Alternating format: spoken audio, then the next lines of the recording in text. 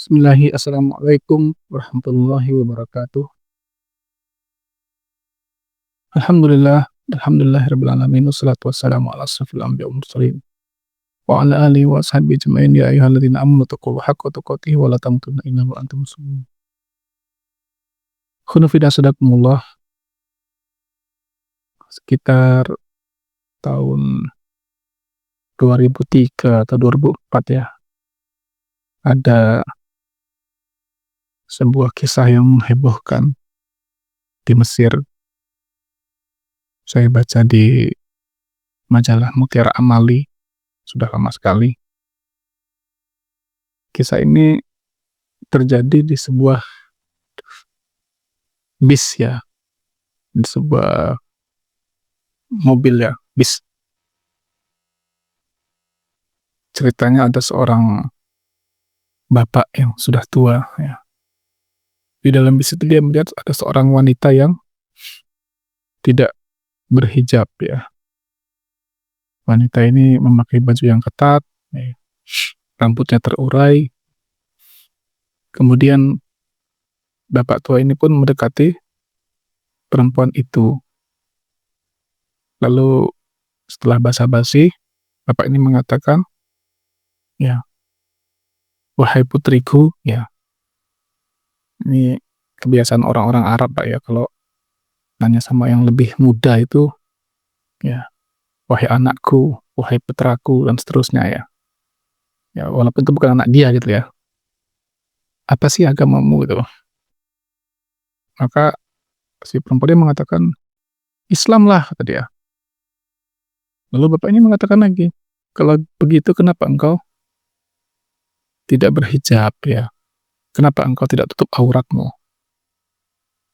Dengan ketus perempuan ini mengatakan, ya suka-suka saya lah. Nah, mau nutup enggak, mau enggak kan? Nah, emang kenapa? Apa urusan Anda? Lalu bapak ini mengatakan, apakah engkau tidak takut dengan azab Allah? Ya. Apakah engkau tidak takut dengan nerakanya Allah? Dan perempuan ini pun menertawakan bapak ini. Ya, ya itu urusan nanti, gitu kan. Akhirat itu kan masih lama, kata dia. Tuh. Itu juga kalau ada, kata dia.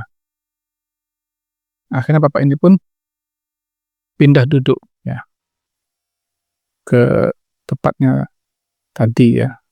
Karena sepertinya nasihatnya nggak berarti bagi perempuan itu. Terus singkat cerita, mobil ini pun berjalan dan sampailah ya, di terminal, istilah kita terminal kan. Kemudian ketika orang sudah turun semua dari mobil itu, si kernet mobilnya ya, itu melihat perempuan yang tadi ngobrol dengan bapak tadi ternyata tertidur. Lalu dibangunkan, bangun mbak gitu. Nah, si perempuan tertidur dan tiba-tiba badannya terjatuh, duk, gitu ya. Dan tiba-tibanya badan itu langsung gosong, seperti terbakar sesuatu. Ya, masya Allah. Ya. Ini kisah ini sampai istilah sekarang tuh viral ya namanya, sampai masuk di beberapa koran ya. Salah satunya di koran Syarqul Ausat, koran Timur Tengah ya. Tentang azab Allah yang disegerakan kepada perempuan yang tidak berhijab ya. Khunufida sadakumullah, para bapak, para ibu, ikhwan dan akhwat sekalian ya. Kita sebagai seorang yang beriman ya, harusnya kan komitmen dengan aturan-aturan Allah Subhanahu wa taala. Ketika Allah memerintahkan sesuatu, harusnya kan ya kita melaksanakan perintah-perintah itu sebagai ketundukan kita kepada Allah dan Rasul-Nya. Kalau ada larangan, harusnya kan kita meninggalkan itu. Nah, kenapa sih para wanita ini diperintahkan Allah untuk berjilbab atau berhijab ya? Pertama adalah para wanita ini ya, mereka berjilbab atau berhijab itu adalah sebagai bentuk ketaatan kepada Allah dan Rasul-Nya. Ya. Allah berfirman di surah Al-Ahzab ayat 59, ya. Ya ayuhan nabiyyu qul li azwajika wa banatika wa nisa'il mu'minin yudnina 'alaihinna min jalabibihinna. Dzalika adna ay yu'rafna fala yu'dzaina wa kana Allahu ghafurur rahima. Hai Nabi, perintahkanlah kepada istri-istrimu, anak-anak perempuanmu, dan istri-istri orang mukmin, hendaklah mereka menutupkan jilbabnya ke seluruh tubuh mereka. Yang demikian itu agar mereka lebih mudah untuk dikenali, sehingga mereka tidak diganggu. Dan Allah Maha Pengampun lagi Maha Penyayang. Nah, ini ada perintah Allah, ya kan? Allah juga berfirman dalam surah Ahzab ayat 71, ya, wa may yuti'illah wa rasulahu faqad faza fawzan 'azima. Siapa yang taat kepada Allah dan Rasulnya, sungguh dia telah mendapatkan kemenangan yang besar. Tuh. Nabi juga bersabda, ya, dalam hadis Imam Muslim, "Dzaqa ta'mul iman man radiya billahi rabba wa bil islami dina wa bi Muhammadin rasula." Sungguh akan merasakan nikmatnya keimanan itu, ya, bagi siapa saja yang ridho Allah sebagai Tuhannya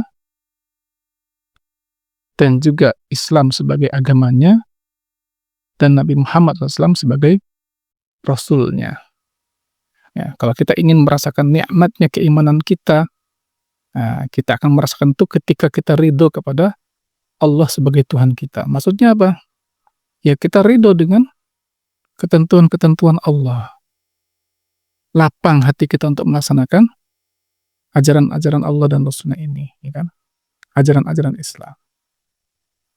Nah, yang kedua, kenapa harus berjilbab atau berhijab? Ya, sesungguhnya kebiasaan para wanita yang memamerkan aurat mereka, ya, yang tidak berhijab itu bisa mengundang murkanya Allah Subhanahu wa Ta'ala. Ya kan? Kenapa? Karena tadi kan Allah menyuruh untuk menutup, ya, auratnya, disuruh berjilbab. Tapi kok mereka malah membukanya? Itu kan berarti kan bangkang, ya kan? Allah berfirman di surah Al-Ahzab ayat 36, "Wa may ya'sillahu wa rasulahu faqad dhalla dhalalan mubina." Siapa yang membangkang terhadap Allah dan Rasulnya, sungguh dia telah tersesat dengan kesesatan yang sangat nyata. Ya. Nabi juga bersabda, nah, ini hadisnya Imam Bukhari Muslim, hati-hati ini ya, kullu ummati mu'afi illal mujahirin. Setiap umatku itu aslinya diampuni dosa-dosanya, kecuali orang-orang yang mujahirin. Apa itu mujahirin? Yaitu orang yang terang-terangan, ya, bermaksiat, ya, kepada manusia. Tuh. Tidak menutup aurat ini kan adalah perbuatan dosa yang dilakukan dengan terang-terangan, ya kan? Perempuan itu boleh menampakkan rambutnya, ya kan?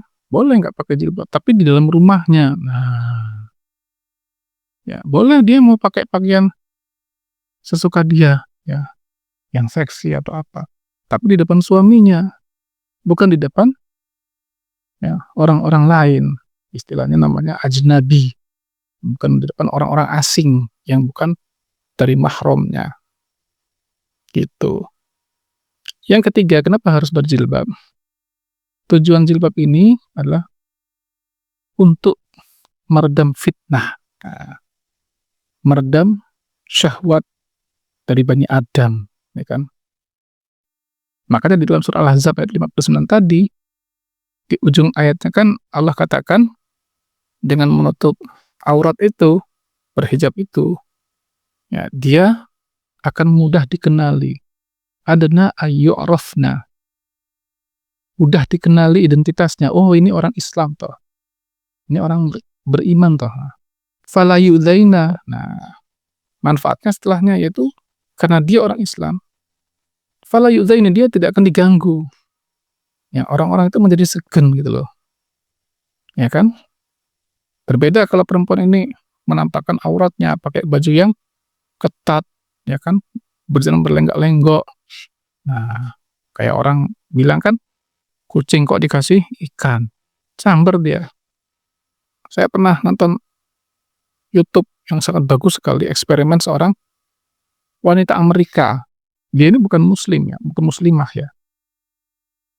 Dia mencoba berjalan di apa ya, mungkin trotoar lah gitu ya.